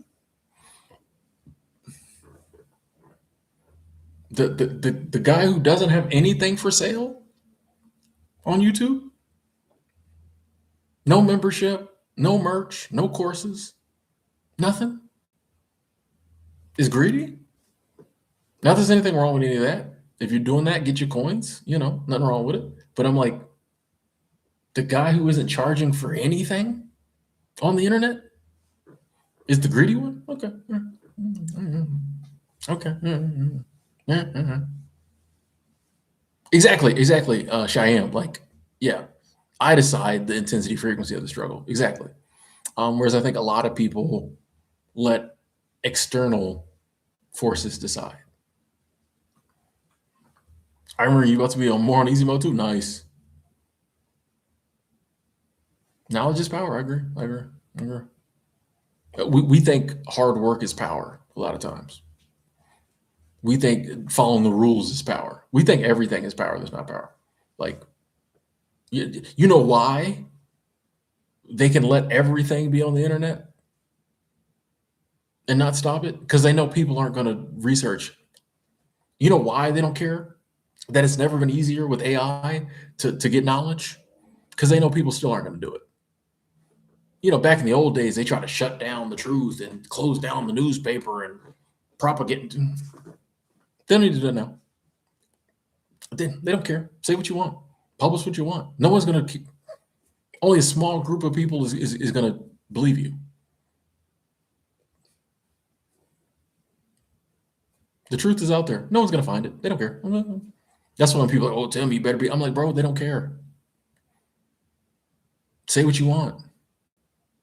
People aren't going to watch. Some people will, but like the majority of people, like, we think this other stuff is power. No, knowledge, and it's free.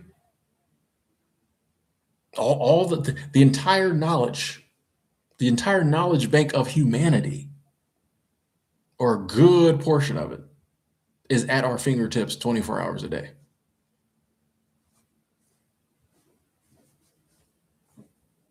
Anything you want to know, you can find.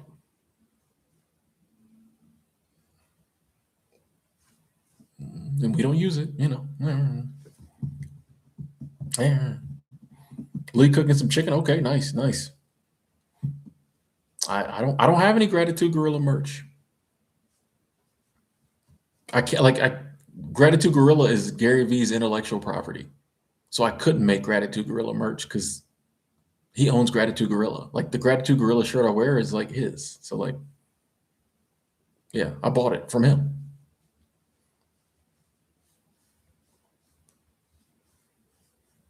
Hey, I like that. Army Marine, greedy for wanting a better life. Nice. I like that.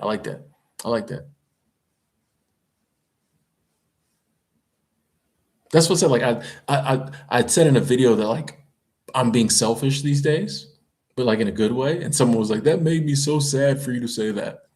God doesn't want us to be selfish. And I'm like, bro, like this is so one of those things, that programming. When you start to like, I'm being selfish in a good way. And I even said in the video, the better I can make my life, the more I can help other people.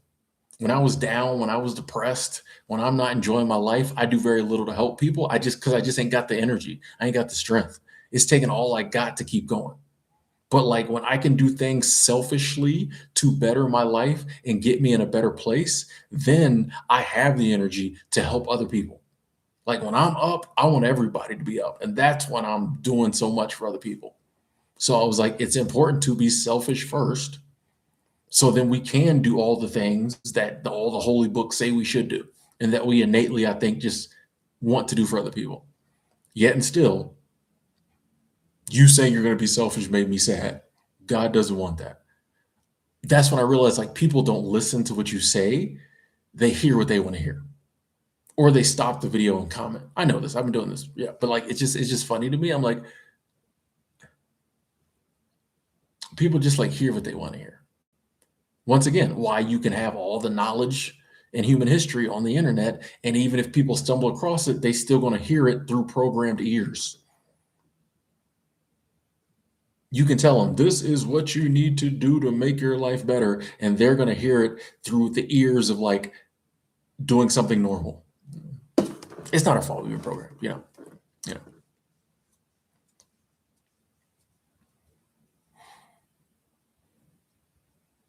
I mean, I guess I could, but I would never do that. Like I would never make my own version of Gratitude Gorilla. Like it's somebody else's. Not to mention, I really like Gary Vee, and like it's his thing. Like, why would I want to bite off that? Like y'all know me. It's originality is important to me. Um, yeah, I'm big on like you using the creativity that the good Lord blessed me with to come up with stuff. Um, Biting off other people has never been really my thing. There's no story in it. Like, what would I? I copy his merch and make a ton of money. I can't. There's no story in that, bro. Like, like that's how I look at stuff. Like, nah. Now, Lee, I'm still working. It's not a seasonal job, but I'm working. No, real Mateo. I don't really have any investing advice, especially when it comes to the stock market. I have been debating here lately if I just wanted to get out of the market completely. I don't know.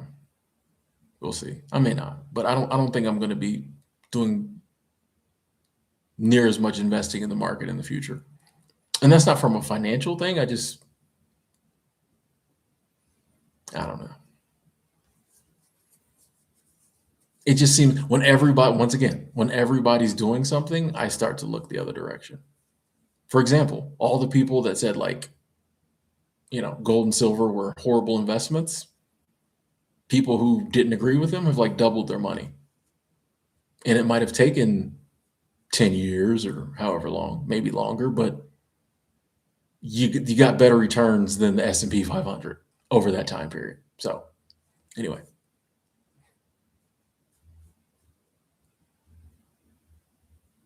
Anar, the only book I've been reading recently is, I usually have it sitting right here, The Dynamic Laws of Prosperity by Catherine Ponder. The Dynamic Laws of Prosperity. I talk about it all the time, but that's the only book I've really been reading lately. Victoria, that's kind of my thing is like, even though like in my dividend portfolio, I pick the companies and I try to vet and only invest in what I think are decent companies. But like on some level, how do I know? It's kind of like I see a lot of people like they'll be talking and be like, oh, these companies don't care about us. They don't care about the little guy. They're just trying to like, make profits for their greedy shareholders. But then those same people have 401ks or investment portfolios, and they're invested in those companies one way or the other. So you're one of the greedy shareholders.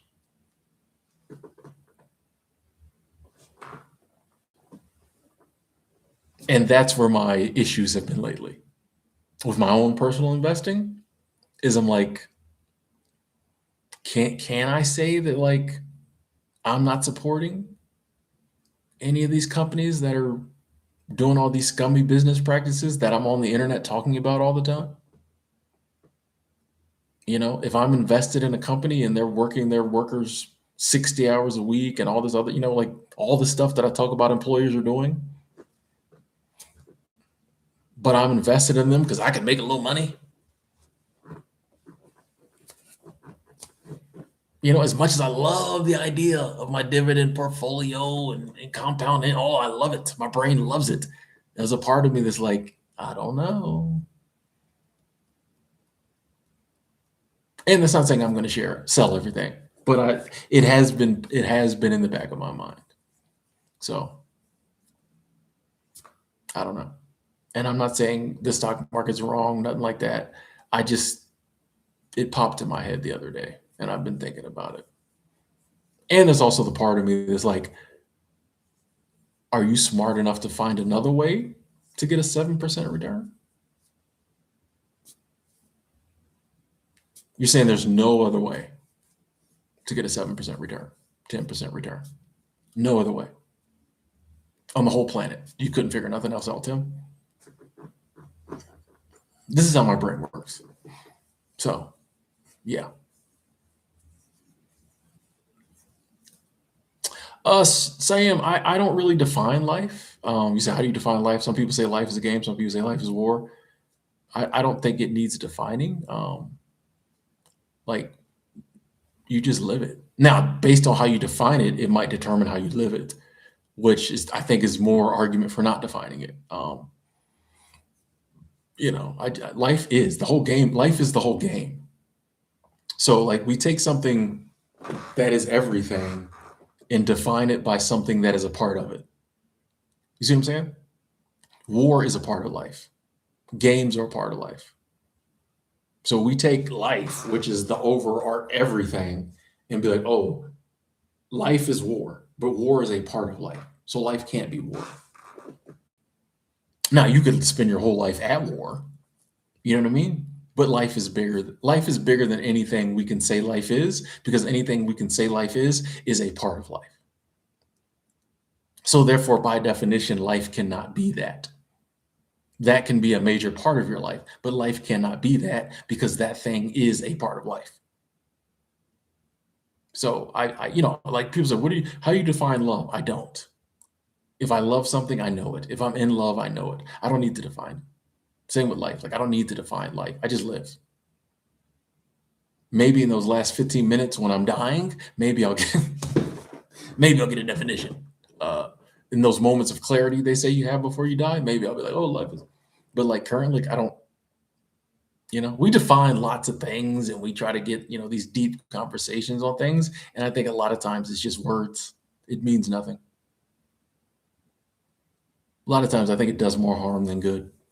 But that's just my personal opinion.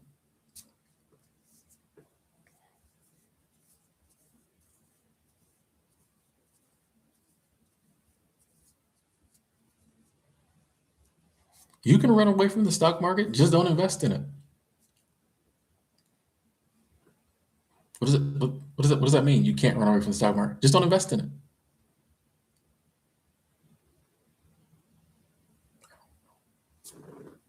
See, this is my thing. This is my thing. Whenever people are like, oh no, you have to do this. Whenever people talk about investing, it's like the stock market or real estate, like whenever people say you have to do this, even if I think it's a good idea, it's hard for me to do it anymore. Not to mention, if everybody's saying doing it, is probably not as good idea as it was, 50 years ago. But like, the contrarian in me, if everyone's like, oh no, you can't, you have to do this. This is where you have to put your money. The contrarian in me is like, watch me put it somewhere else and make a better return. Or lose it all, whatever. Still, that's just how my brain works. But you'll notice throughout history, whenever people start saying, oh, this is what you have to do, that's when things get sticky, right? I mean, this is not financial advice. What do I know? I don't even have a car. I'm just saying, whatever, and that's no shade to you, Cheyenne, but like, to say you can't get away from the stock market,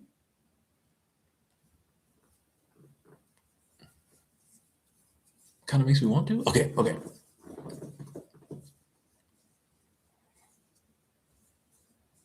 Gabriel's cashed out 401k, rather hold the money.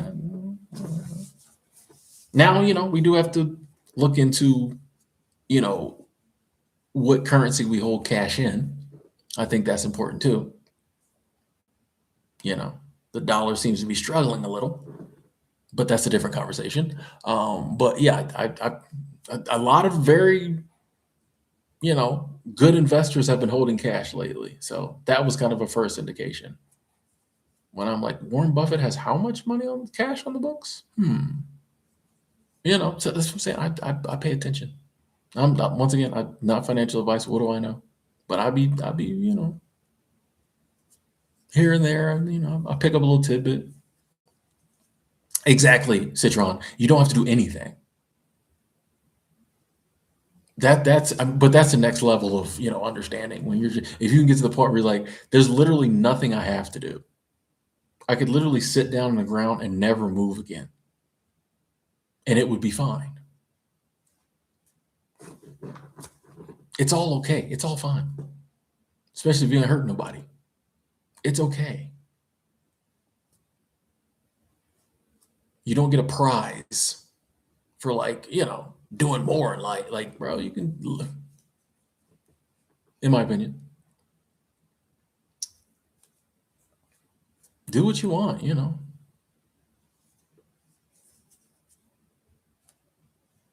There's no rules. There's no rules. And the rules that might be there, the people who really make it don't follow. You know what I mean? Like, there's no rules, and the rules they try to make you believe, the people who made them don't follow them. That's what I'm trying to say. There's no rules. The ones that are there are made up, and they don't follow them. So why am I going to follow them? Hey, Citron, you'll notice you never hear me say like, comment, or subscribe. Now, I will say comment sometimes. I will say comment, but you never hear me talk about commenting and subscribing. I mean, liking and subscribing. I'll take that back. I'll say the likes on here because I think it helps engagement. But in my videos, in my videos, people are like, oh, before I get started in the video, remember like, comment. I'm like, people are smart enough, bro. I'll mention it in the live stream because it helps the algorithm. But I'm trying to think the last time I told someone to subscribe. Anyway,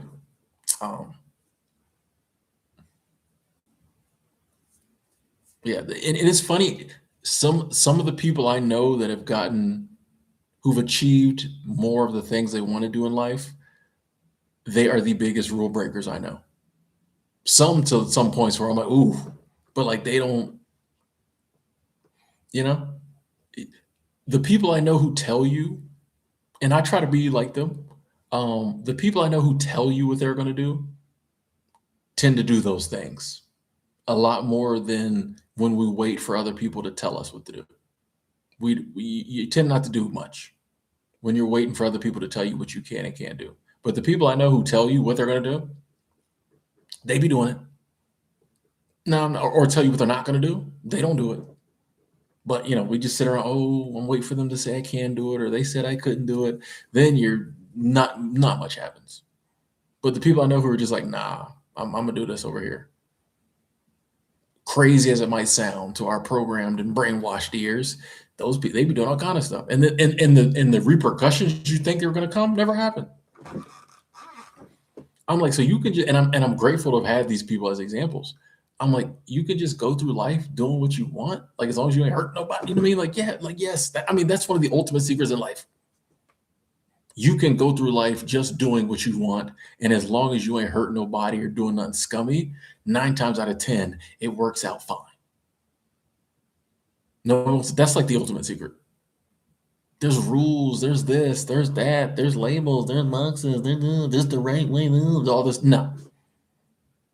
I promise you, if you learned this lesson at 10 years old and you went through your whole life just doing what you felt like you wanted to do, come 60, you would have an amazing life. You definitely would have lots of knowledge and experiences and wisdom from doing all this stuff, even if all of it didn't work out. That's the lesson. Just bro, you can do what you want. Take the time to figure it out. You got to take the time to figure out what you really want to do. Or are you going to be paying some prices? But if you take the time to figure out what you think is a good course of action in life and all the major decisions you take in your life, and then you just do it, irregardless of what people say or what people think, how many people tell you it can't be done, I think it's a totally different life, a much better life than when we just sit back and wait for what does society, what does everybody else around me in the group think? Is this something that my group does? Are people, like that? Which I'm saying, I'm talking to me. I'm trying to do more. I don't think I'm living up totally to people who gave me that game. So I want to start doing more. Like no, just I do. You like I said, you can ask my friends. I'm always saying what I'm gonna do. I think that's a big part of it. Oh, I'm gonna live here one day. I'm gonna do this one day. I'm gonna do this one day, and then over time, the stuff starts happening. And I know when I first said it, they was like, oh, "Okay, whatever, Tim." It comes true.